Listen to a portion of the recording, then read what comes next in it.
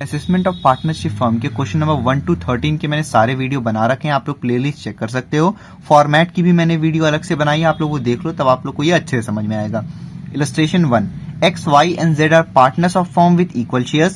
The PL account for year ended 31st March 2022 shows a net profit of 2,80,000 rupees after तो भाई net profit कितना दिखा रहा है? 2,80,000 रुपीज आफ्टर डेबिटिंग से मतलब है कि पीएल अकाउंट के डेबिट में ये चीजें हैं, ये चीज डेबिट होने के बाद नेट प्रॉफिट इतना आया है, ठीक है। तो debiting 7,000 rupees for interest paid to X at 20%, तो यहां डेबिट वर्ड लिखा है, यानी कि डेबिट साइड पे लिखा है interest paid to X at 20%। हमने क्या पढ़ा है? Interest paid to partner at the rate 12% तक अलाउ होता है, 12% से जितना एक्सेस है वही डिसअलाउ होगा। तो यहां आप देख रहे हो 20% है, 20 माइनस 12 8% एक्सेस है, तो आप इसका 8% जो होगा वो डिसअलाउ में ऐड करोगे, ठीक है। 60,000 for salary paid to Y, हमने पढ़ा है remuneration paid to partner disallow, तो 60,000 रुपए सैलरी पेड टू पार्टनर तो डिसअलाउ रहेगा। And ₹44,000 for rent of business premises paid to Z, तो भाई ये क्या होगा? ये अलाउ होगा। ये बार बार क्वेश्चन में आया था, मैंने बताया था कि इसको हमेशा अलाउ लेना है, गलती से भी डिसअलाउ नहीं लेना। यहां बोला गया है कि जेड को बिजनेस प्रेमिसेस का रेंट पे हुआ है 44,000। इसका मतलब क्या है भाई? इसका मतलब बड़ा सिंपल सा है कि एक्स, वाई और जेड जो एक फर्म चला रहे हैं ना, तो जिस बिल्डिंग में वो ये फर्म का अपना सारा काम कर रहे होंगे, जिस बिल्डिंग में इनका बिजनेस का मेन सब कुछ सिचुएटेड है, उस बिल्डिंग के ओनर है ये Z.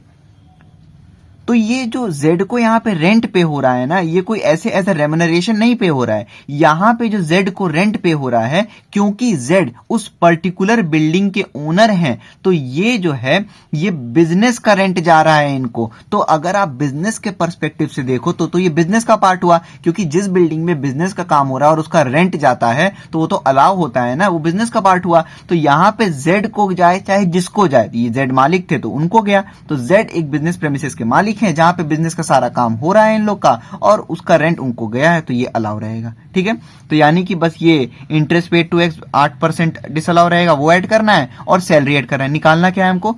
Compute the book profit of firm, the firm also fulfil the condition of section 184। ये जरूर देख लेना कि फर्म फुलफिल करता है कंडीशन सेक्शन 184 का कि नहीं। अगर फुलफिल कर रहा है तो ठीक, नहीं कर रहा है तो एक दो चीजें चेंज हो जाती, नहीं गिवन है तो भी आप मानोगे कि फुलफिल कर रहा है। इसमें बस बुक प्रॉफिट निकालना है और कुछ निकालने की जरूरत नहीं है। सॉल्यूशन देखते हैं इलस्ट्रेशन 1 का। सबसे पहले हम फॉर्मेट बनाएंगे, इसमें सिर्फ बुक प्रॉफिट बनाना है, तो computation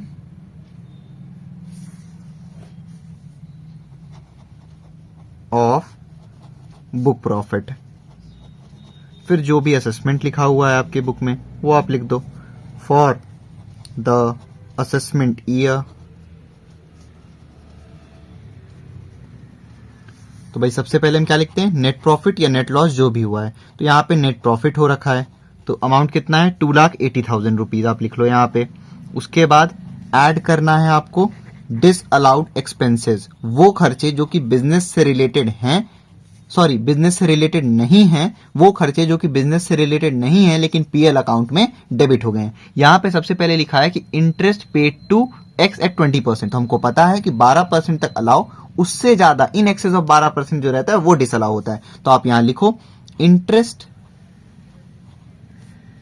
paid to X in excess of 12%, तो भाई 20% है तो 12% से एक्सेस कितना हुआ? 20 माइनस 12, 8% एक्सेस है। तो हम कैसे निकालते हैं? भाई बहुत सिंपल है, कितना इंटरेस्ट है? 7,000 रुपए, तो टोटल इंटरेस्ट जो भी रहता है उसको डिवाइड कर देते हैं हम जितना परसेंट इंटरेस्ट दिया हुआ है। तो क्वेश्चन में कितना परसेंट है? 20%। ये 7,000 रुपए जो इंटरेस्ट एक्स को मिला है ये 20%, तो जब 7,000 अपॉन 20 करोगे तो इससे 1% के इंटरेस्ट की वैल्यू पता चल गई, और आपको निकालना कितने की है? 8% का, तो इंटू 8 कर दो। भाई फिर से देखो, टोटल इंटरेस्ट को 20 से डिवाइड किया, 1% की वैल्यू आ गई, इंटू 8 कर दिया, 8% की वैल्यू आ गई, ठीक है। तो ये 0 0 कैंसिल हो गए, 2 4 8, 7 4 28, 2800 अभी आप इनर कॉलम में लिखो। उसके बाद है सैलरी पेड टू वाई, हमने पढ़ा है। रेम्युनरेशन पेड टू पार्टनर अगर डेबिटेड है पीएल अकाउंट में तो वो भी डिसअलाउ रहेगा, तो salary to Y fully disallowed 60,000 रुपए, ठीक है। और कुछ है नहीं यहाँ पे, आप इन दोनों को ऐड कर लो, तो 60,000 और ये 2800, ये हो गया 62,800 और आपका बुक प्रॉफिट आ गया इसमें 3,42,800 रुपीज बुक प्रॉफिट।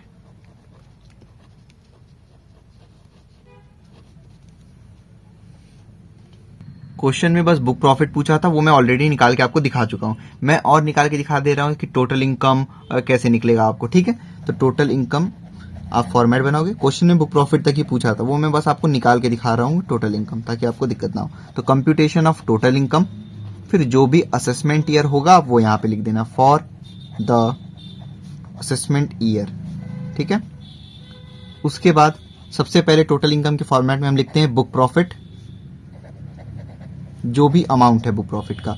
तो बुक प्रॉफिट का अमाउंट है 3,42,800 रुपीज, ठीक है। ऐड करेंगे हम डिसअलाउड, सॉरी, बुक प्रॉफिट आ गया 3,42,800, उसमें से हम लेस करते हैं क्या, लीस्ट ऑफ देम, जिससे कि हमको डिडक्टेबल रेम्यूनरेशन टू पार्टनर निकल के आता है। तो लीस्ट ऑफ देम में सबसे पहले हम लिखते हैं actual remuneration to working partner, actual remuneration to working partner.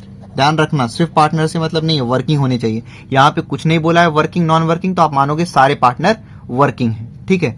और स्टैट्यूटरी लिमिट, जो कि हमको कैलकुलेट करना होता है। तो इन दोनों में से जो भी लीस्ट अमाउंट आएगा वही यहां पे लेस होगा, ठीक है। तो सबसे पहले आप देखो, क्वेश्चन में बस बोला है कि सैलरी पेड टू वाई, बाकी जेड एक्स का कोई रेम्यूनरेशन नहीं और कुछ भी नहीं दिया हुआ है, तो आप मानोगे बस 60,000 ही टोटल रेम्यूनरेशन है। तो 60,000 रुपीज आप यहां पे लिख लो। और स्टैट्यूटरी लिमिट हमको कैलकुलेट करना होगा, कंप्यूटेशन ऑफ स्टैट्यूटरी लिमिट।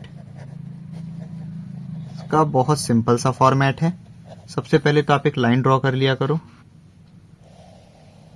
और यहां पे आप लिखो on first 3 lakh of book profit. तो बुक प्रॉफिट के पहले 3 लाख का ट्रीटमेंट कैसे होगा, 1,50,000, या फिर इन सब का फॉर्मेट मैंने ऑलरेडी समझा रखा है, तो आप डिस्क्रिप्शन में लिंक चेक कर सकते हो, ठीक है।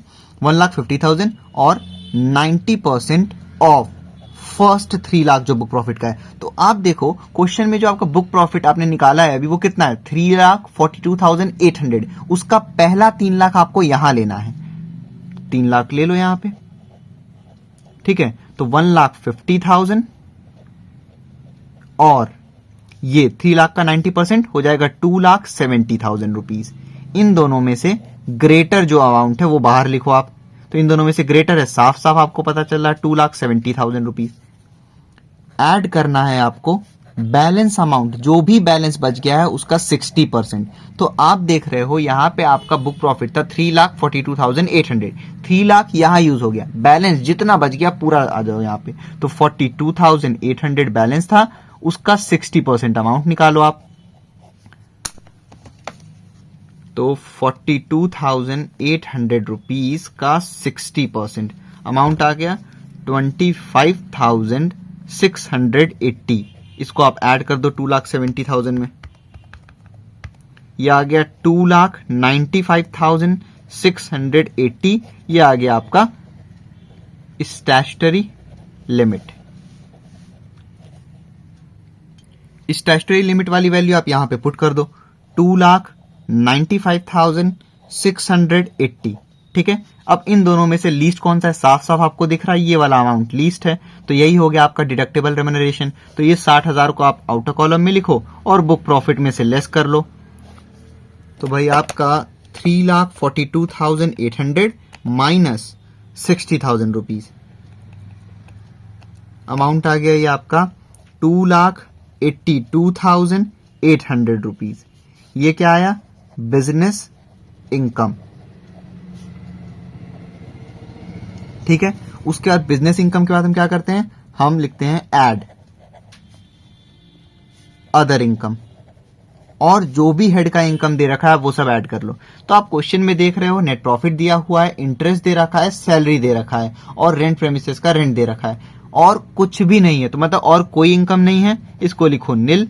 आपका आ गया GTI 2,82,800 rupees gross total income आ गया। इसमें से हम लेस क्या करते हैं, इसमें से हम लेस करते हैं deduction under section 80C 280U। तो कोई डिडक्शन नहीं है, इसको नील करो आप, और ये 2,82,800 ही आपका हो गया टोटल इनकम। बुक प्रॉफिट और टोटल इनकम मैंने निकाल दिया है। एलोकेशन ऑफ इनकम और टैक्सेबल लायबिलिटी आप खुद निकालो, उसका आंसर आप कमेंट बॉक्स में लिख देना, मैं बता दूंगा सही आया है कि नहीं। ठीक है।